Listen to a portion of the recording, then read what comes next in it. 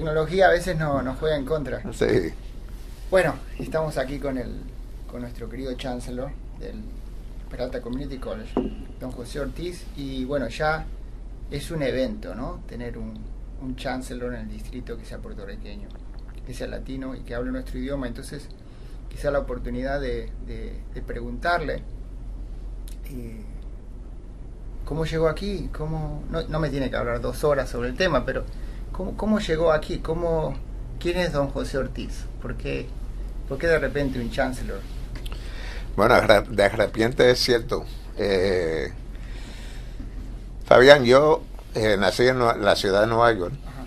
de padres puertorriqueños, en el 1949. Ya voy a tener 64 años, y esa historia, cómo yo llegué aquí, pues tiene mucha trayectoria. Pero empezando en la ciudad de Nueva York, mis papás, como muchos puertorriqueños, en los años 40 y 50 se fueron para la ciudad de Nueva York, pensando de que la vida iba a ser mejor, que en las calles de Nueva York se encontraba billetes largos de gratis, y lo que no se dieron cuenta es que primeramente que eso es falso. La vida en Nueva York se encontró bien difícil, y por no otra cosa, el frío le cayó muy mal. Pero mis papás, como muchos de los puertorriqueños que se fueron para New York y Filadelfia, eran trabajadores de la clase trabajadora.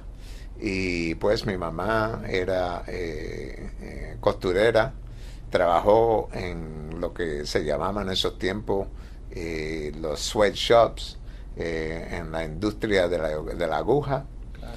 Y mi papá también, él en Puerto Rico tenía una pequeña, lo que llaman bodega, tienda, una pequeña empresa que trató de levantar de Nueva York, pero no se dio. Y él al fin y al cabo tuvo que someterse a trabajar como trabajador en las fábricas también en Nueva York. Claro. Yo como niño, pues, tenía mucha familia en Nueva York, muchas de la familia de mi mamá, precisamente mi abuela, la bisabuela, la gran abuela, todas las hermanas de mi mamá, las tías, ese tipo de cosas, todos se fueron para Nueva York. Y pues con esa realidad, pues teníamos familia. Claro. En Nueva York. En los primeros años, por supuesto, lo que se hablaba en mi casa era español. Y no fue hasta después que como mis papás tenían que trabajar, y ya llegó un momento donde todo el mundo tuvo que trabajar, y no podían cuidar a los niños, pues los niños tuvieron que ir a la escuelita, lo que nosotros llamamos hoy escuela, o sea, centro de infantil o daycare, donde se cuidaba a los niños.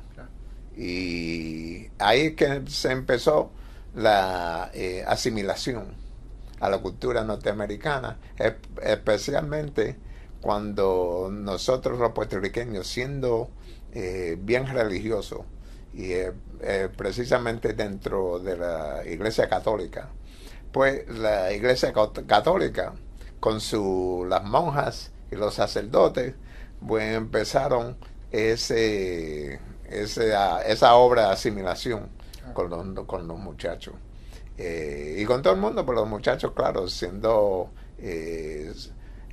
más alertos y sujetos a ese tipo de cambio, nosotros empezamos a asimilarnos a esa cultura norteamericana.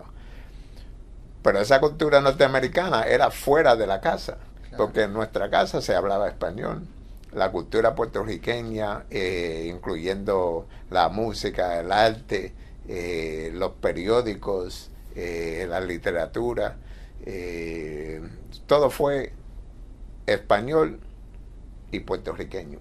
Y claro, Puerto Rico, pues, como fue colonia de España 400 años.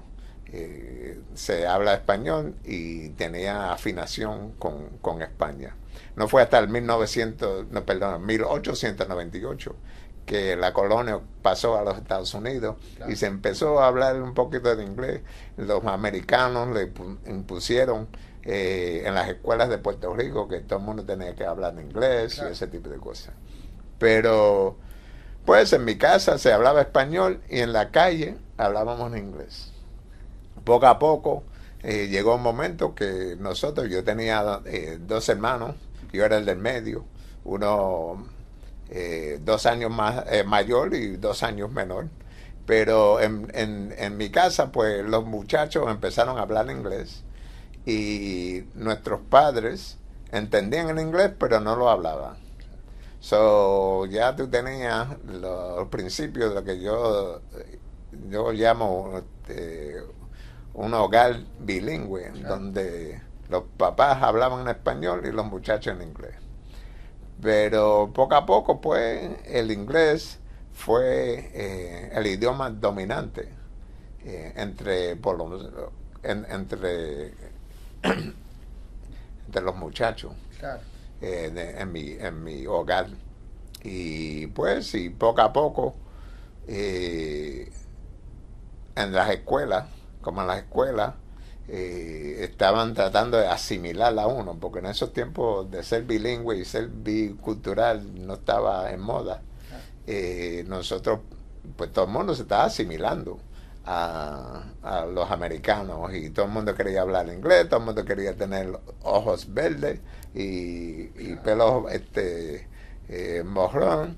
Y pues era un fenómeno que en ese momento uno no entendía el daño que se estaba dando a la cultura y la identidad puertorriqueña. No fue hasta que yo, primeramente,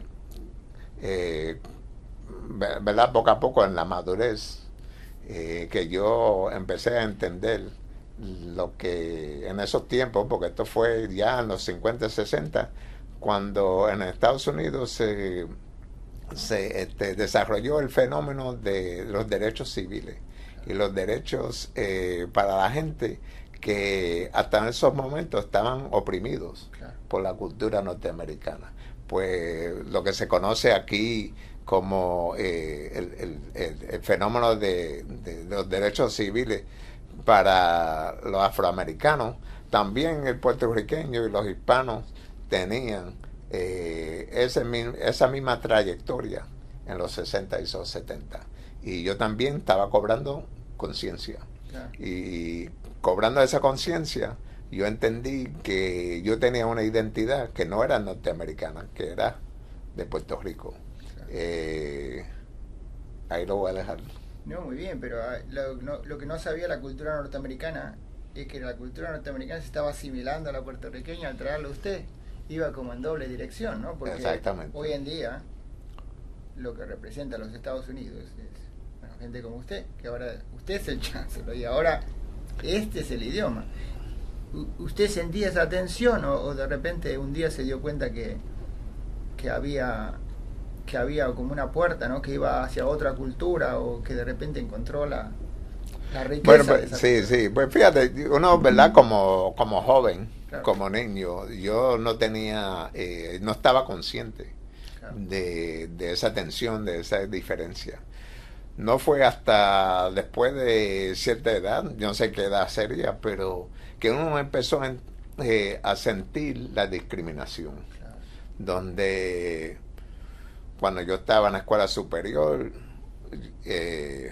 uno de los muchachos blancos me decía, vete para allá, you Puerto Rican speak. Entonces, poco a poco, también me encontré por las condiciones económicas que nosotros vivíamos en los barrios hispanos, o los barrios que tenían hispanos y los negros, que eran las condiciones económicas más bajas. La clase trabajadora. La clase trabajadora, pero el blanco también entra clase trabajadora, pero que era segregada, claro, entre las personas de color, claro, los hispanos, los negros, y entonces el blanco estaba aparte. Claro. Y ahí que cuando uno crece y por observación ya tú ves la diferencia, que hay primero una distinción entre el blanco y el negro, y el blanco y el hispano de color, que es interesante porque entre los puertorriqueños somos de todos colores. Claro. Tenemos los negros, tenemos los blancos, tenemos Claro. los rubios, Claro. ¿verdad? Todo eso, pues entonces en Puerto Rico, a pesar que en Puerto Rico también hay discriminación, o sea que eso es un fenómeno, yo diría, universal, donde el negro, el más negro está discriminado, Claro. entre su misma gente. Pero te digo que entonces en lo que yo estaba creciendo, y también como en mi ¿cómo te digo? Formación de juventud, que yo también estaba afectado y trabajaba mucho en la Iglesia Católica. Claro. La Iglesia Católica, la enseñanza en ese sistema, en verdad me creó una conciencia de justicia social. Qué bien. Y dentro de esa conciencia, entendiendo la justicia social no solamente para aquellos que no tenían privilegio, pero entendiendo también por qué había esa discriminación, por qué hay diferentes clases económicas. Y pues esa enseñanza me abrió la curiosidad para tratar de entenderlo más. Después de 20 años tuve la oportunidad, los padres míos se hartaron de estar en Nueva York y cogiendo frío, y volvieron a Puerto Rico. Cuando ellos fueron para Puerto Rico, yo tomé la oportunidad de ir con ellos, y eso fue otro mundo para mí. Ahí entendí que ya yo no era como ellos, yo no era de los puertorriqueños de la isla, yo fui o soy lo que se conoce hoy como el New Yorker. Claro. Y pues eso para mí fue un choque, porque en Nueva York no me querían porque era puertorriqueño, entonces en Puerto Rico no me querían porque era neoyorquino. Pues entonces esas contradicciones me trajo mucho, una cuestión de identidad, pero por la conciencia, creo yo, por la conciencia social que yo tenía, yo entendía que yo era puertorriqueño, y yo estaba comprometido en conocer la cultura, conocer el idioma, Claro. y que me aceptaran como persona. Y pues fui para Puerto Rico, fui a la Universidad Católica, donde tuve la oportunidad de integrarme a la cultura y la sociedad. En Puerto Rico aprendí bien el idioma, creo yo. A veces ¿verdad? Se me traba la lengua. No, lo habla perfecto, lo habla perfecto. Pero me llené de lleno en Puerto Rico y la cultura puertorriqueña, de tal forma de que la conciencia social, llegué al momento que no solamente me integré a la sociedad y la cultura puertorriqueña, porque la tenía mucho en Nueva York, pero en Puerto Rico lo que me pasó a mí, que también cobré conciencia política, Qué bien. que en Nueva York no la había, pero en Puerto Rico por la cuestión del estatus, que en Puerto Rico aún el día de hoy están discutiendo y debatiendo el estatus de Puerto Rico. Claro. O va a ser independiente, o va a ser un estado, o el estatus que tiene ahora, que es Estado Libre Asociado, que es un fenómeno, nadie sabe lo que es en el medio. En Puerto Rico eso se discute todos los días. Wow. Y pues tú no puedes estar en Puerto Rico y no tener la opinión. Entonces yo me integré, y como era ya universitario, y como ya yo tenía una conciencia social, yo me alineé con esos estudiantes que estaban activos en la política. Y claro, yo como yo te digo, una persona que me interesa la justicia social, para mí, en esos tiempos, la justicia social para Puerto Rico era la independencia. Claro. Y me integré a, al activismo político, luchando por la independencia de Puerto Rico. Claro. Y pues eso fue otro fenómeno que no Claro. puedo hablar aquí porque No, después viene el FBI y no lo va a perseguir nadie, no se preocupe. Para terminar, porque yo sé que usted está muy ocupado, a mí me encantaría tenerlo toda la tarde aquí. No, podemos hablar, sí, Que me hago interesa café y también, hablamos por día. sí. En la clase siempre terminamos, por ejemplo, una de las clases que yo doy, que probablemente vaya a usar este video, y lo voy a seguir usando, siempre nos preguntamos al final, hay una pregunta en la clase, uno lee muchos textos, leemos desde la guaracha que le traemos aquí, hasta, no sé, Rulfo, Borges, de todo, ¿no? Escritores latinoamericanos. García Márquez. García Márquez, inclusive latinoamericanos que pensamos que Latinoamérica aquí en los Estados Unidos, ¿no? Que hay muchos diferentes ejemplos, desde Richard Rodríguez, que sería chicano, hasta puertorriqueños, y siempre nos preguntamos todos, ¿hay una cultura latinoamericana? ¿Hay algo que llamamos Latinoamérica? Porque somos tan diferentes, pero al mismo tiempo yo vengo aquí y lo escucho y me siento conectado. Lo veo a Tito Trinidad pelear y me da pena si pierde. Y no sabemos por qué. Es decir, pero si Tito Trinidad es puertorriqueño, yo no soy puertorriqueño. Pero sentimos esa conexión. Usted llegó a un momento en el cual se dio cuenta, mirando latinos alrededor, que, wow, somos primos. ¿Le pasó? ¿Tuvo alguna experiencia? ¿O qué piensa? ¿Qué aportaría sobre eso? Pues fíjate, y podemos hablar mucho de este Claro. tema, pero para mí, como yo ya había dicho, que cuando yo me fui para Puerto Rico, yo cobré una conciencia política. Y claro, estoy hablando de los años 60 y 70, ¿verdad? Después había una guerra en Vietnam, estaba el movimiento de derechos civiles, estaba la Revolución Cubana, Claro. ¿okay? Y todo lo que conlleva ese fenómeno. Claro. Y yo estudié política en una forma bien dirigida a entender esa relación de los Estados Unidos y América Latina.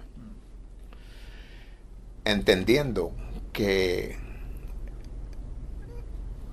y esto lo aprendí del Che, cómo Estados Unidos está oprimiendo y sigue oprimiendo de una forma u otra a América Latina. Ahí es que yo entiendo que nosotros somos primos, porque estamos viviendo la misma realidad política y social en muchas, porque hablamos español con la excepción de Brasil, pero Brasil también está oprimida. Claro. Por los Estados Unidos. O sea, ellos nos tienen bajo la pulga, ¿cómo le dicen? Pulgarle el dedo, ¿no? Sí, el dedo a todos los latinos, y unos peores que otros. En Puerto Rico la gente se cree que Puerto Rico tiene unos privilegios que no tiene América Latina, y eso no es cierto. En Puerto Rico lo que hay es un debacle de sociedad, y pues yo entiendo que ese fenómeno que todos en América Latina estamos viviendo, donde el Estados Unidos yo creo que fue el Monroe Doctrine de Estados Unidos, que ellos se creen, se otorgaron el derecho de dirigir y oprimir a América Latina, siendo hasta al punto más sureño de Chile o Argentina hasta México.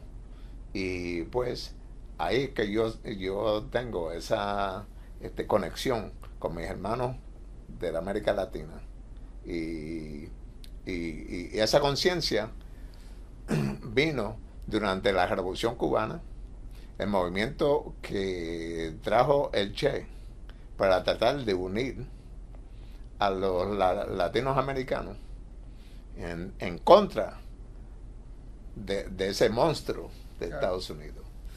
Esa es la contestación que te tengo a la pregunta. Qué perfecto. Pero no se preocupe que ahora nosotros somos los Estados Unidos también. Esas son las contradicciones de la vida. Exacto. ¿Verdad? Pero uno estando aquí no quiere decir que tiene que ser como ellos. No, por supuesto que no. Y por supuesto, otra contradicción es que yo soy chancellor en un sistema de Estados Unidos de educación, pero que yo trato de entender esas contradicciones, de que yo, el último instancia, estoy tratando de ayudar a un pueblo mejorarse a través de la educación. Ya los tiempos de lucha, de revolución para mí, esos fueron otros tiempos. Ahora la revolución mía está aquí en la educación, en la calle de Oakland. Es lo que yo pienso, que yo sigo en esa lucha. Se está acercando mucho al Che, porque el Che, pobre, decía, pobre el pueblo de Estados Unidos, que sufre tanto la opresión de su gobierno, pero encima el rechazo de todos los otros pueblos. Right, exacto. Pobrecitos están entre los dos lados. Sí.